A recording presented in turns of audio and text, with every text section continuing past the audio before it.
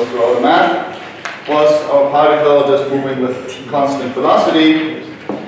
In that case, for our electric fields, we have calculated the potentials for that example.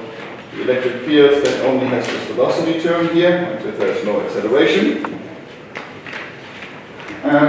So what we'll find in that case is that we simply have an electric field as was a Q over not all over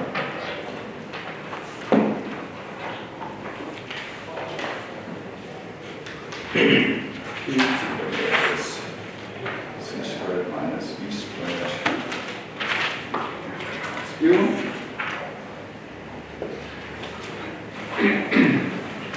And remember, you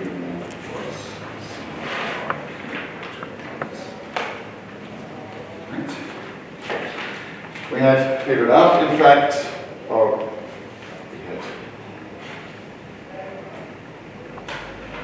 said that we could write this denominator that appeared in the potentials as well as r, the length of the vector from our position to the current time, not the retarded time.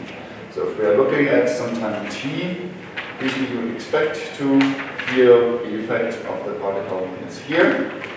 But we had seen that this normalization factor here actually has the length to the position at the current observer time, not the retarded time in it. And we had this expression that had this 1 minus v squared over c squared sine theta term in there. We plug this in here and the proper expression for u. Again, we don't need to go through the whole math, it wouldn't be very instructive. What we find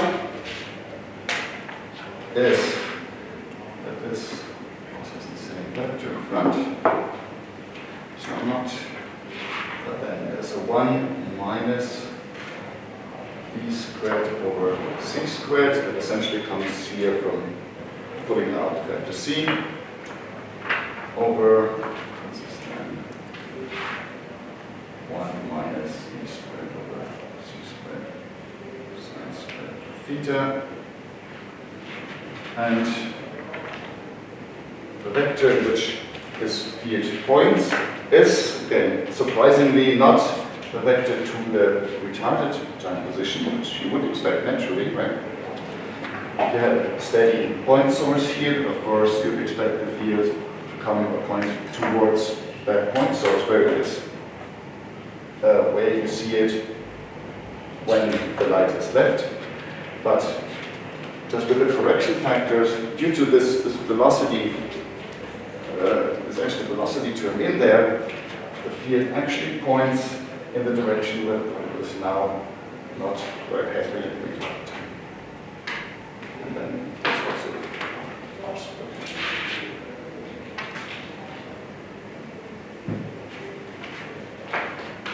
So that means the electric fields have more colors.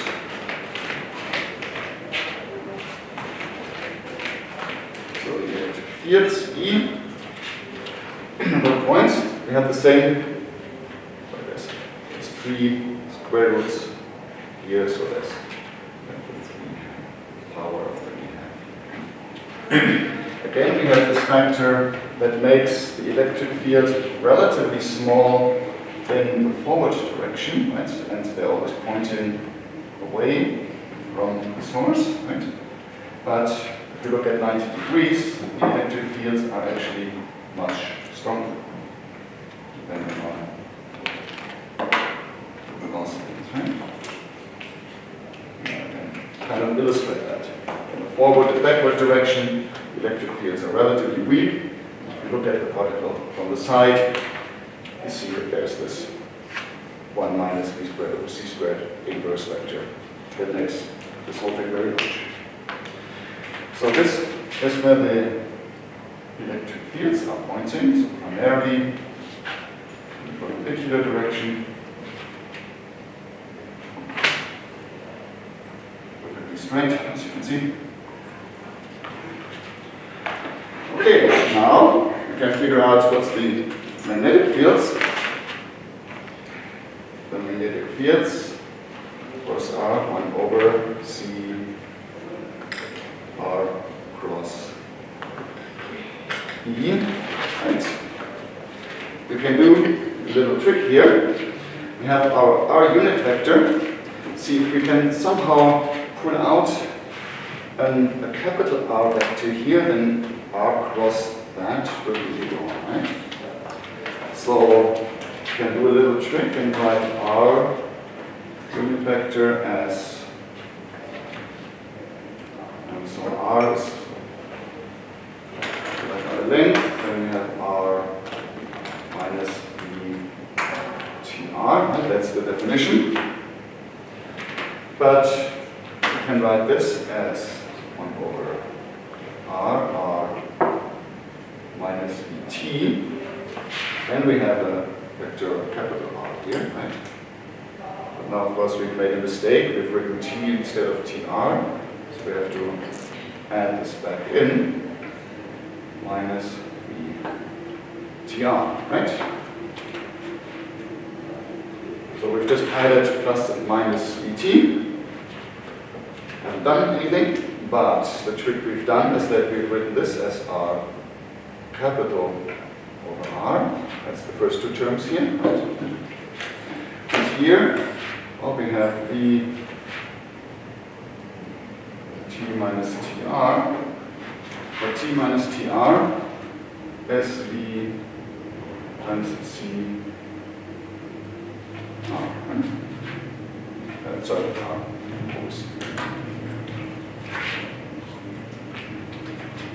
Because R was C T minus T.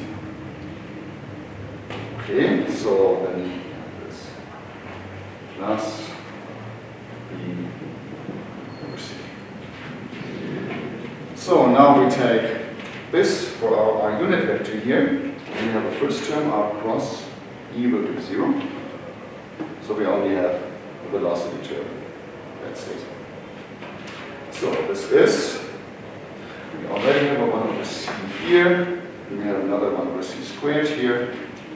So this is essentially 1 over C squared E cross E. Right?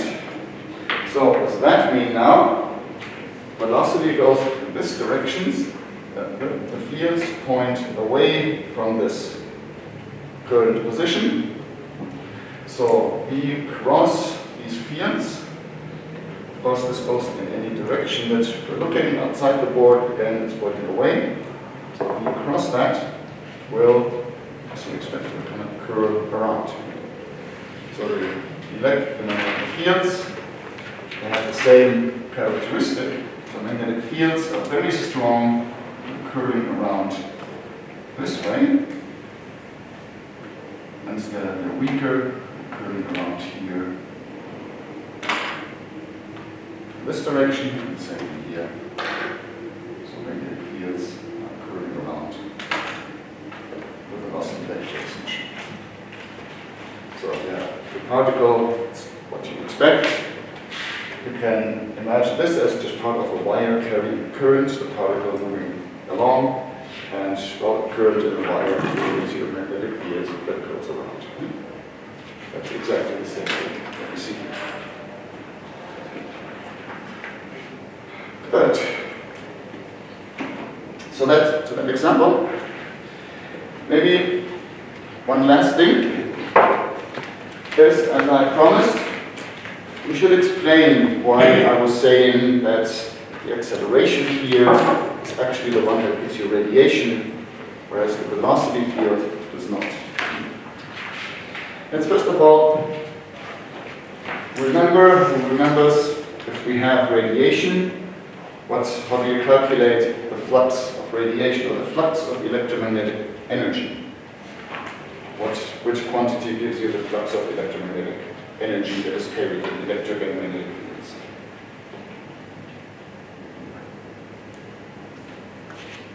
have calculated that in the first homework. The pointing vector, exactly. How do you, so it's pointing vector S, right? How do you calculate that? E plus B. 1 over mu naught E plus B, right? 1 over mu naught E cross B.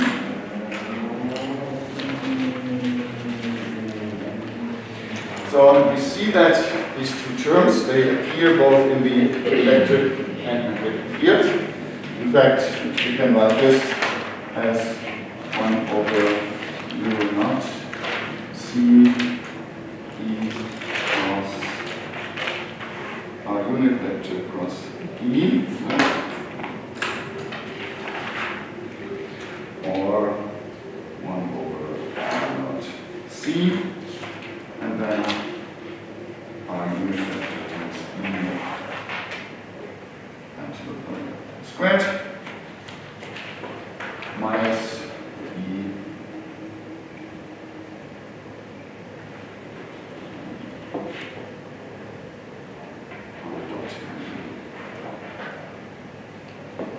right. In either case, we get something that depends on just the square of the electric field. So that means the absolute value of S is somehow proportional to the electric field squared. Right? Now, if you have a source and you look at all the electromagnetic fields that are flowing away from the source, to calculate what is the total power that is actually carried out. So S, first S gives you, what does S tell you? What does the pointing vector tell you? Starting out with that.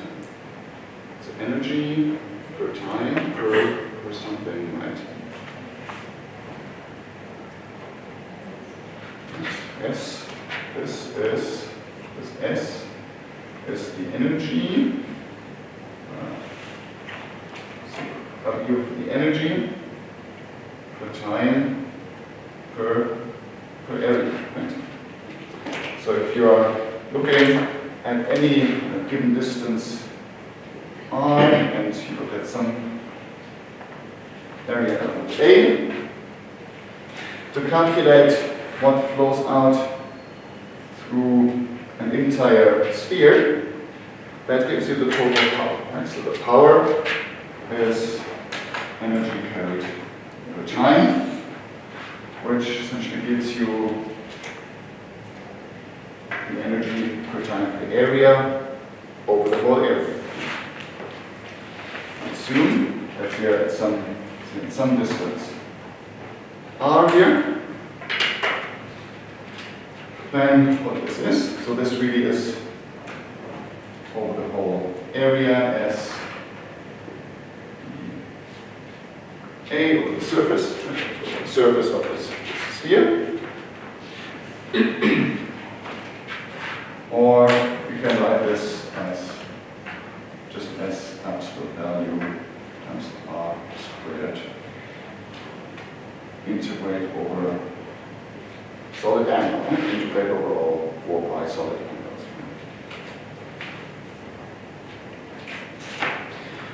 So that means we're multiplying the distance vector R and the distance R squared into this. But so there are certainly terms that might drop off very fast, essentially with fields that stay around that don't actually carry energy out to infinity. What we want, so the actual P, what is really going out, in radiation is what is still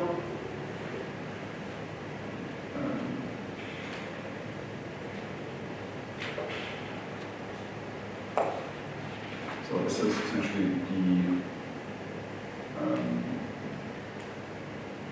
so over the integrating over the surface of this sphere, radius r, And we want to see what happens if we take R out to infinity. Now let's see how do these terms scale with distance from the source. We have factor distance here. We have a factor distance times u. Remember again, u was CR unit vector minus v. So this is only velocity terms, no distances, but here's the distance r multiplied in, right? So this term goes as 1 over distance squared, right? Then we have velocity. Velocity, this has no length term. So whatever comes into the electric field from this term here will eventually drop off as 1 over distance squared. Right? What about this term here? Here we have an acceleration, velocity term, but we have another distance, length, multiplied in. So that gives us another r over r squared. This is the field that drops off as 1 over r.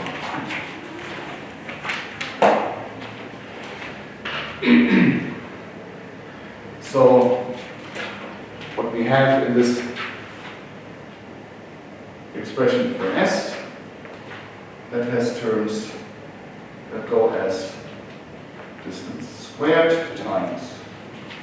So let's call this term here, say C1 over r squared, and we have a C2 over r. This e squared will have terms here, this term squared, this is C1 squared over r cubed. It will have some mixing terms plus C1, C2 over r cubed. And then we'll have a term only from the square of the second. Right? Now what survives if we take the limit r to infinity? So which of these, either the contribution from only this term, or the mixing term, or the contribution from squaring that term, if we take r to infinity, if you look what actually goes out and doesn't come back, so this goes as 1 over r squared, this goes as 1 over r, this goes as constant. So if we take the limit 1 over, the limit r to infinity, of course, whatever power is in this term just still drops off. This will go to 0, right? This mixing term still drops off this 1 over r. So there's no power going out to infinity, that goes to 0. This term is the one that gives you radiation. That's what we call this, the radiation field. So the part of the electric field of the point source that has the acceleration term in it, that is the one, the only one that gives you radiation.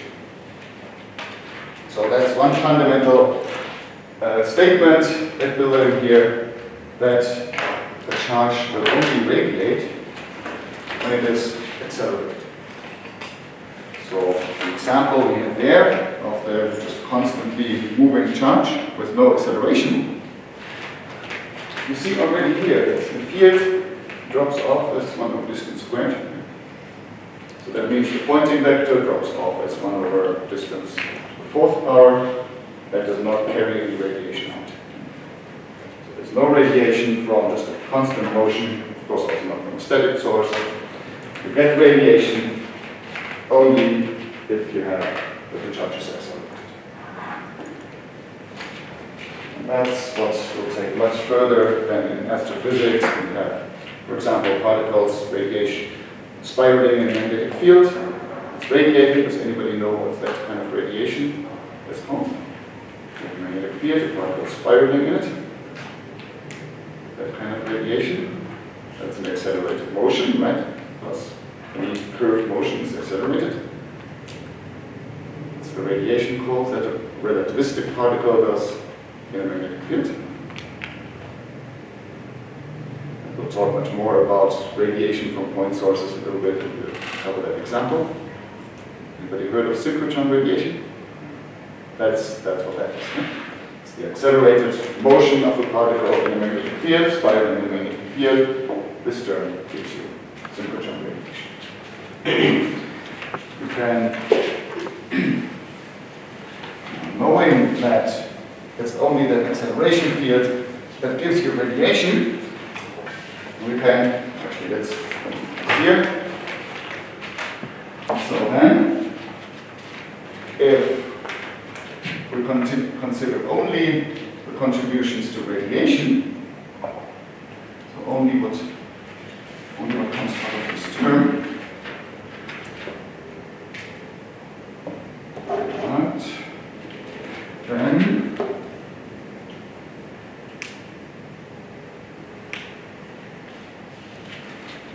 can we simplify this now that we know it's only this R cross U cross A term that gives you radiation? It's one of these maybe dropping out then.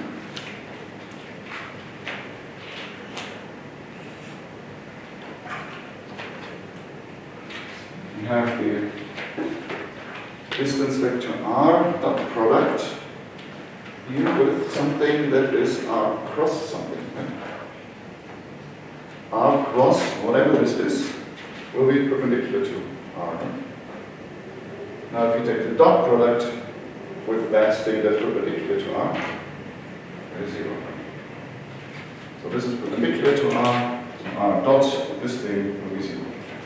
So this will drop out. It means when you calculate radiation, you can simply do this by not C, this radiation component of the electric field squared, and we know it's going radially outward. Good. I think this is as far as we should take it now. Next week then we'll start talking more about radiation, starting with dipole radiation, but this is as far as we should take it.